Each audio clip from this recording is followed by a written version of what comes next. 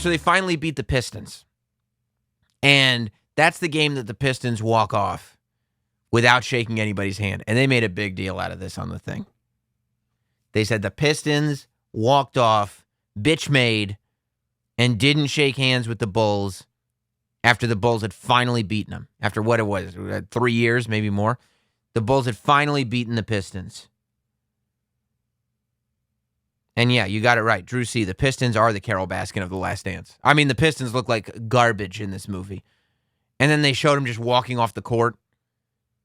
And poor Isiah Thomas is there. And he's going like, well, that's the way the game was played back then. You walked off and it was just the way the game was played. And then they go to Jordan and they're like, and this is actually where those memes come from. This is Jordan. They're like, do you want to see what Isiah said? And Jordan says, it's bullshit, whatever Isiah Thomas said. There's nothing he could say because I know he was an asshole.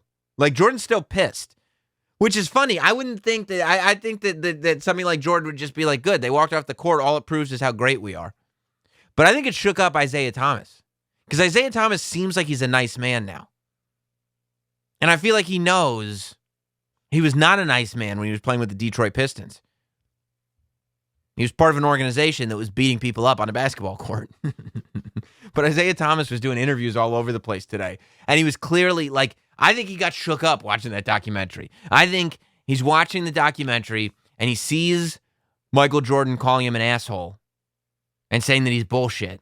Again, more great memes. Michael Jordan says you're an asshole and he doesn't want to hear your bullshit. Who's not siding with Jordan? I think Isiah Thomas got shaken up. This is the type of stuff he was saying. He was on, I think this was on Get Up on ESPN this morning. Here's the Hall of Famer, Isiah Thomas. We wanted to give you a chance to respond. Isiah, what did you think? Well, first of all, let me just say this. I speak for kind of three things here. I speak for the city of Detroit. Okay, already, when you start a statement, they're like, look, in this documentary, Michael Jordan said the justification you made for walking off the court without shaking his hand 30 years ago was bullshit. What do you say? The only response to that is, look, it was 30 years ago. I don't even remember what the intention was, but I'll tell you this. Jordan is the greatest of all time. And that's all you say. That's the only thing. You don't sit there and try to make excuses for it. You don't sit there and try to say, well, no, at the time it was an okay thing to do. You don't do any of that. You just say, I don't know, man, it was 30 years ago. It was kind of our reputation on the Pistons. We were wild back then, but I'll tell you, Jordan's the greatest of all time. And that's it, and you leave it alone. But you can already tell when Isiah Thomas is like, well, let me just say for the city of Detroit, and first I want to get off my chest, and you're like, okay. Somebody's on damage control. I think he got shaken up. I think he's watching. He's a former basketball player. He's watching the greatest of all time announce on television that he's an asshole. He watched the doc portray the Pistons as a bunch of schmucks. Not schmucks, but assholes. Assholes is the right word. I mean, if this were a documentary about the Detroit Pistons, which I would watch, by the way, they would sit there and talk about how brilliant the strategy was. And how nobody knew what to make of them. But because it's not about them, it's about the Bulls. This team was a bunch of bullies who didn't play the game right, and they beat people up. And now Isiah Thomas has to be like, well, yeah, I mean, I was in the movie, but I didn't realize that's how I was going to be portrayed. Detroit. I speak for the Detroit Pistons, and then I also speak for myself. So watching the documentary, I think it's interesting. It's fun. It's entertaining Okay. right now, and I think By the way, this is exactly how Carole Baskin was going in on the Tiger movie, on Tiger King. It's entertaining and it's fun. You know, when you say a documentary is entertaining and it's fun, what you're trying to say is, don't believe what they say about me. It's entertaining and it's fun, but it's not true. I swear Michael Jordan doesn't think I'm an asshole. Please don't let him think I'm an asshole. I don't think he thinks I'm an asshole, does he? the sports world needed. In terms of how we felt at that particular times as champions, we were coming down, Michael Jordan was coming up. Mm-hmm. And in coming up, you have certain emotions. and then coming down as champions, you have certain emotions. When you win, you are happy. When you lose, you are sad. Sometimes when you are sad, you walk away like a wounded animal. That's all. And I've said this many a time. Yes. Looking back over the years, You know what? we had Joseph Munoz says they did a 30 for 30 about the bad boys. 30 for 30 bad boy Pistons. I've seen it. It's been years, but I definitely watched that one. That's why I was so interested in it.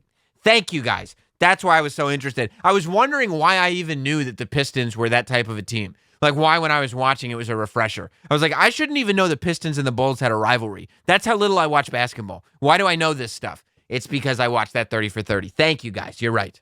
the opportunity to do it all over again. Mm-hmm. I think all of us would make a different decision.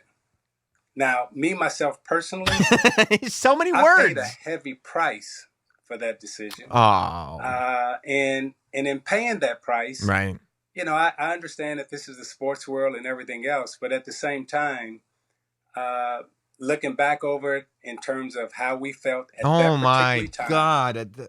our emotions, Just saying my emotions, particular time, how I felt. Might I say, me personally, poor Isiah. I feel bad for Isiah. He's not trying to be called an asshole by Michael Jordan in the biggest sports documentary of all time. He's not. That's not what he's going for. Everybody's home. Everybody's worried about Corona. Everybody's watching this thing. It did 6 million viewers on ESPN alone last week. Isiah's not trying to sit there and have 6 million people know that Michael Jordan thinks less of him. state and how we exited the floor, we actually gave the world the opportunity 30 years ago. to look at us in a way that we never really tried to position ourselves in or project ourselves. What are you in that talking way. about, Isiah? So it's unfortunate that it happened. No, it but, isn't. First of all, that's just how I would like to also say, I have absolutely no problem with the fact that the Pistons walked off that court. Of course, in the movie, you watch it and you go, "Oh, what a bunch of dicks." But in real life, sportsmanship is a bonus. It's not a requirement. There is no reason why Isiah Thomas needs to feel bad, except he wants Michael Jordan to be his friend.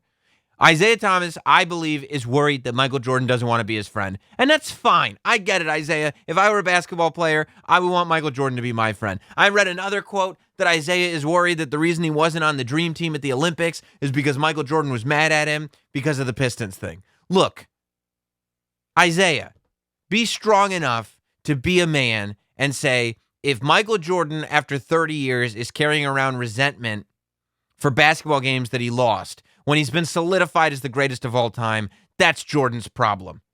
Okay? I bet Michael Jordan would respect you for stepping up. It's not respectable to give a wordy, basically apology because you walked off the court. You were one of the bad boys. You were a heel. The Pistons were the heels. If the heel shakes the hand of the babyface when the babyface finally wins, the heel is not a heel anymore. The heel just turned babyface. The Pistons, that's all you have to say, Isiah. The Pistons were not ready to turn babyface, so they didn't shake hands with the babyfaces that we just put over. That's all. Wrestling explains everything. You don't have to go on this apology tour and just humana. I didn't know. I didn't mean it. I'm sorry. I hope he doesn't really think that. Come on. Sixberg says it cost him an Olympic gold medal and a spot on the greatest team ever assembled. I think it probably did.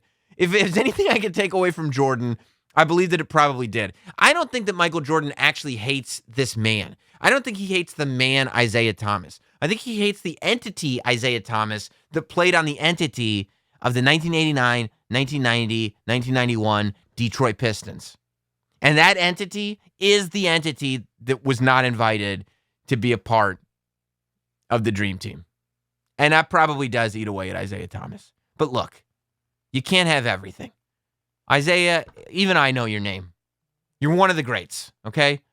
You will forever go down as a legend in the game of basketball. You got nothing to regret. You got nothing to worry about. If Michael Jordan has a problem with you, let that be Michael Jordan's problem, Isiah. I want to give you a hug. I want to give you a big hug. You didn't do anything wrong. You're a bad guy team that did a bad guy thing. It's all fine. It's no problem.